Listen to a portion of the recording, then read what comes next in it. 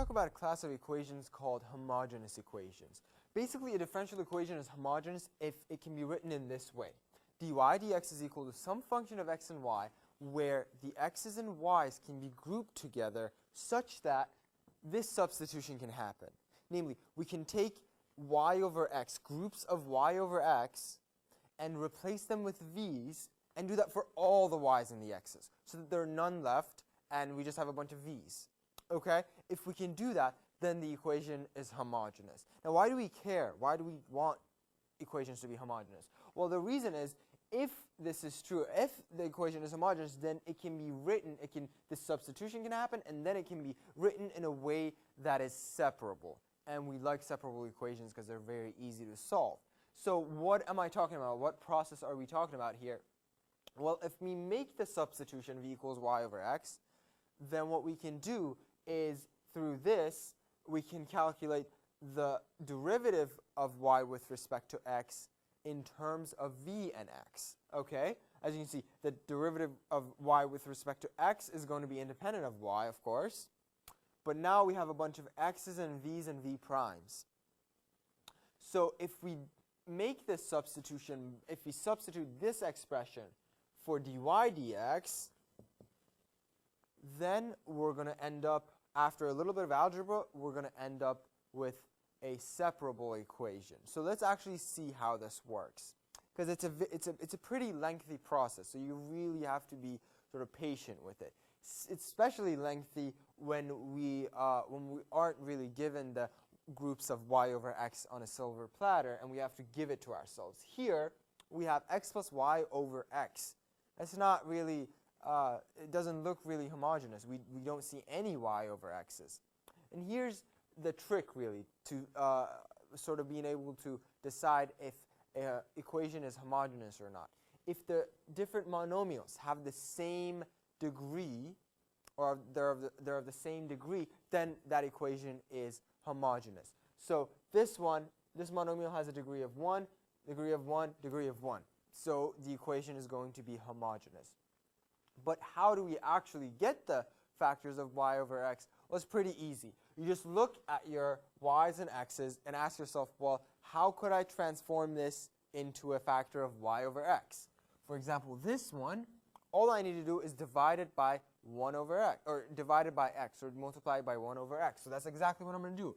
But I'm going to do it to the whole function, to the whole right side of the equation. Okay? So I'm going to do that by multiplying by 1 over x over 1 over x. Because I can't just multiply one side.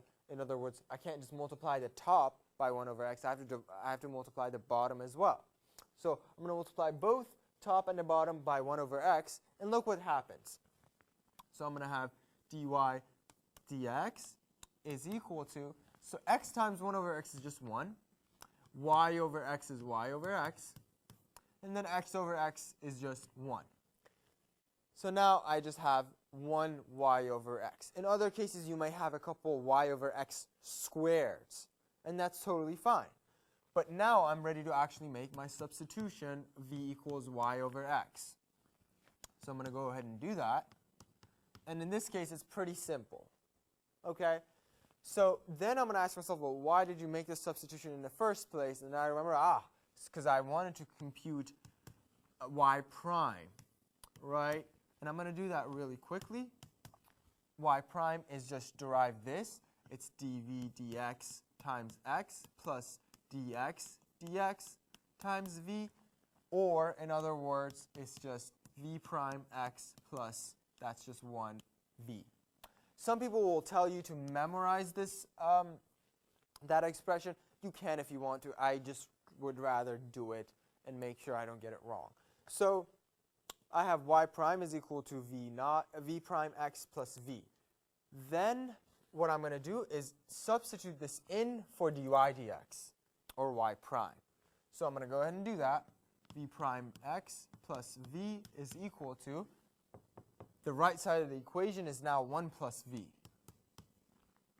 The v's cancel each other out, and we're left with v prime x is equal to 1. Here's where I would suggest getting away from the prime notation and going back to differential notation and writing it in this way. dv dx times x is equal to 1. And now it's pretty simple to separate this guy into dv is equal to 1 over x dx, right? And then we integrate both sides. The left-hand side becomes v of x, and the right-hand side becomes ln of absolute value of x. And then there's a plus c from both sides that we can just combine both constants into a constant called c. So now we have v. We're technically done, but not really done, because we've done the equation, we found the solution, but this is a solution to this differential equation, not the differential equation that we were given. So what we have to do is find y, because v was our made-up variable, right? So we have to go back to our substitution definition and find y. Well, that's pretty simple. We have v. V is just y over x, so we're going to make that substitution. Y over x is ln of x plus c. So now we just solve for y.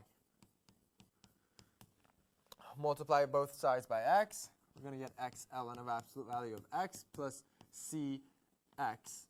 And that is our final answer. As you can see, it's a pretty lengthy process. It's not, and this is a fairly simple example. Most of the time, you're not going to just end up with a 1 plus v. You're going to end up with something more complicated, but the procedure is going to be very much the same. And it's not hard. It's just as long as you're very careful with your algebra throughout this process, you should end up at a separable equation. If you get here and your equation containing x's and v's and v primes isn't separable, then that's your cue that you did something wrong.